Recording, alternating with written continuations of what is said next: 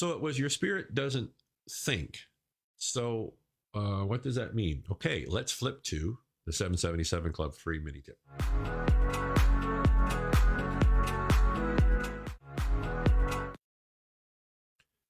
Your spirit doesn't think.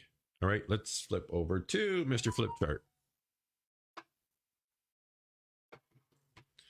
This is you. Oh, here, hold on. Let me do this.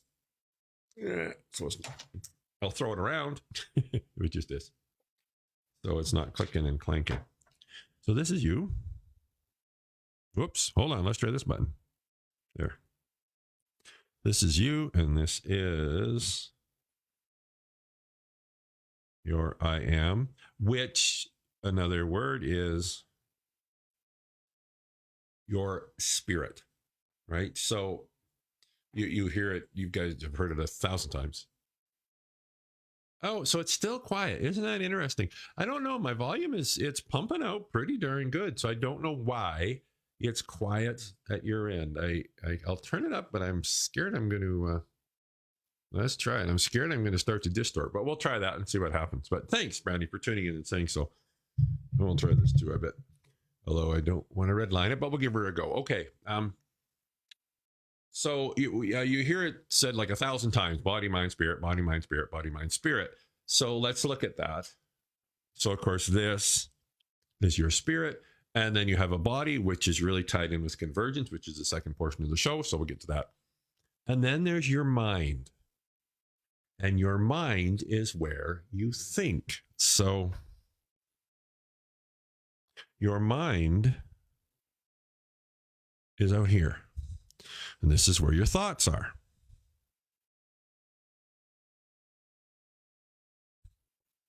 Now, what we've done is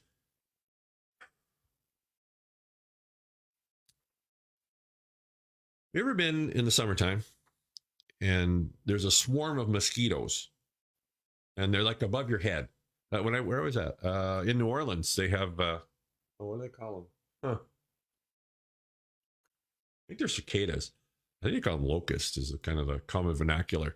But in the trees, especially at night, you can just hear them just buzzing. They're just clouds. You can't see them, but in the trees, they're just clouds, probably hundreds of thousands of them buzzing away. So you got this cloud of mosquitoes, and you can hear them, but you're not in them because they're up there, right? You can hear them above your head, but you're not in them. Well, and then there's those times where when you get stuck in in the cloud of mosquitoes, right? Now that's a whole different story, isn't it? So this is how this works. So this is where these damn clouds of mosquitoes are. And you guys know that often your thoughts are like a swarm of locusts, right? They're like these damn mosquitoes. And so often, rather than us observing and interacting with our mind, we start to kind of get caught up in it like that. And so now we're immersed in this cloud of mosquitoes. Now, it's a very different experience. Again, any of you guys that have had this, between the cloud up there and the cloud around you. But you see, this is what happens with our thoughts, because we've been conditioned to be logical. Right? We've been conditioned to think through your decisions. We've been conditioned to analyze things with your thoughts, do your pros and cons list, do all that kind of stuff, all using your mind. Now, your mind is a handy tool, but your mind isn't you. And this is one of the things, this is probably one of the number one things that trip us up in so many ways. Because we get caught up in this swarm of mosquitoes called your thoughts for so long that, well, two things. First of all, we don't know how to get outside of them. And the second one, we start thinking that our thoughts are us, or our I am, our spirit, and we are our thoughts. So that separation, it starts to disappear. So then it's like this. And this is what Source was, I think this is, this is probably the number one challenge we all have, is managing your thoughts. The first step to managing your thoughts is getting the hell outside of them, which is really what the second portion of the show is, which is where the power with what I call convergence, or that feminine energy is, because a feminine energy grounds you and puts you in your body. And what it also does is it takes you out of your thoughts. See, this is the power of this feminine energy. Because so often, because we are so caught up in our thoughts, and again, oh man, our mind is a minefield. It's very powerful, but it's a minefield in so many respects. I tell you,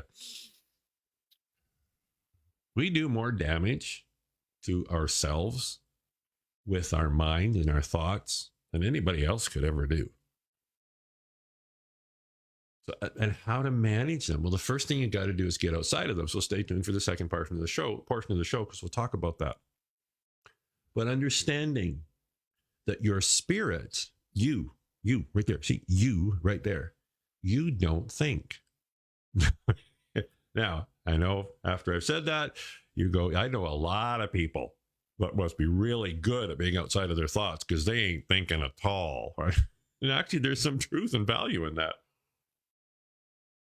The stupid people, right? And you go, yes, they're doing pretty darn good. They manifest this, they manifest that, they do this. Man, they're doing pretty good. So in a way, what they've done is they've actually managed to distance themselves from this. So in a crazy, cool kind of way, we could really learn from them. If we think too damn freaking much and we get stuck within our thoughts. And this is what Source was saying, is that the you that's you, your I am, your soul, your spirit, doesn't think. So what does your spirit do as it relates to this? So one of the things your spirit does is it observes. Right? It observes your thoughts. So it's not that it's not aware. Right? Remember the mosquitoes up there. It's not that it's not aware of these thoughts that are going on, like a washing machine in the spin cycle, right? It's very aware of them, but it's observing them. Much like, I don't know, you use a fork. You use a fork to, eat your supper, right? There's the fork. You're aware the fork's there. You use the fork, but hopefully you're not doing this with the fork, which is what we do when we get stuck in our thoughts, right? And of course, the more you kind of try and get out of your thoughts by thinking, the more you get stuck in your thoughts. So your spirit observes your thoughts, but it's not part of them. This is one of the very powerful aspects of meditation. Again, topic for another discussion, but that meditative state that could create allows us to get outside of your thoughts. You're still maybe aware of them, but you're not stuck in them. And again, the second portion of the show will talk about some really simple techniques to get outside of your thoughts using the feminine energy. So it observes. So it's the second thing that it does. It decides or chooses. Is that right? Yeah, that's right. It chooses. So it can observe its thoughts. But yeah, that's good. It can observe the thoughts that are going on over here. But your spirit makes its own decisions. Now, this is what's really important to remember. And again, I'm going to leave the whole geography of this. There's all sorts of other courses we've done on this about that. But just for now, your mind is very much a minefield in so many ways for a lot of reasons. It's very powerful, but it's also got all these potholes that you can fall into. You see, your spirit chooses independently of what your mind is telling you. So here's what I mean. Now, don't you crash on me.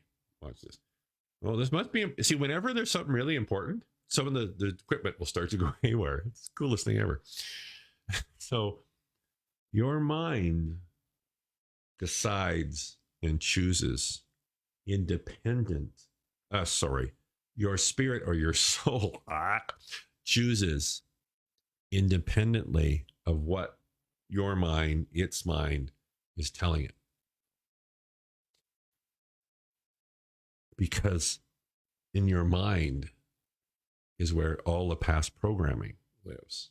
In your mind is all the programming that we've received growing up lives. Your mind is where societal beliefs live. Some that may serve you, and a whole hell of a lot more that don't. And when you think about it, by definition, because you want to grow, expand, and evolve, when and if you continue to make decisions based on your mind, which says this is what's logical, this is what's appropriate, this is what isn't appropriate, this is what's crazy, this is what's reality, this is what isn't reality, all that kind of stuff, you're not going to grow, expand, and evolve, because by definition, growing, expanding, and evolves requires you to step into thinking, choosing to create thoughts. Hold on to that. Choosing to create thoughts that your mind just thinks it's crazy. So what do I mean by that? So your spirit creates, oh dear, there we go, creates thoughts. See, so your spirit, your soul, your higher self creates its thoughts. So this is where, think of it as imagining, right? Of fantasizing, of daydreaming, all those type of things. Now, what that is that's you here. Now, you're the one that's creating that, independent of this. And this is a handy little technique, because you see, the good news is you're not crazy. The voices in your head are real. The trick is to figure out which ones to listen to and which ones not to. So your mind is speaking to you. So those voices in your head, they're going to fall into two general categories. The voices that are speaking to you. So it's like a third person. Now, it may be your own voice, but it's like your mind is speaking to you.